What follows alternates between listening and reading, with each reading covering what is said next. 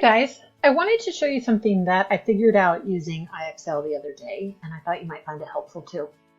So first, our school has an IXL account. So I'm going to go, once I'm logged in, this is my homepage, and we assigned IXL for students to use at school and at home. So the first thing you want to do is click on Learning. And when that screen comes up, you'll choose a content area, and I'm going to set up language arts. And then I'm going to go click on skill plans. And then I'm going to click on textbooks. So this will bring up all of the different textbooks that IXL is aligned with. And I've pinned Journeys to the top, which is the one that we use. I'm going to click on second grade. And then it will bring up the unit and the lesson here on the left-hand side. These are all the skills that are covered in the story and the standards.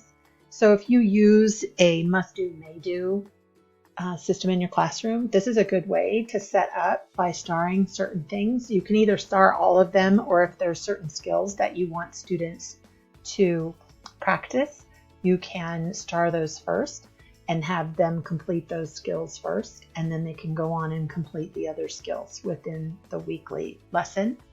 This just helps us to make sure the students were working on the skills that we were covering that week. So let me show you one more time. You go to IXL from your main page, you're going to click on Learning, click on the content area, and then click on Skill Plans. And then from Skill Plans, you'll want to click on Textbooks.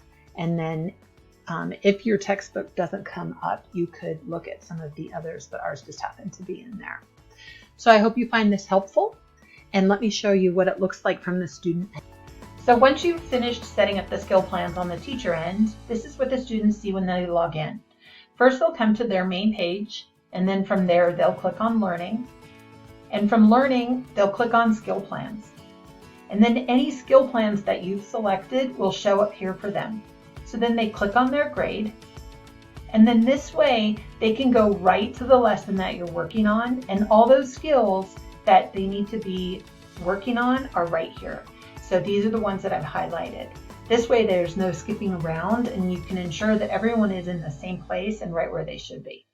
So I hope this tip helps.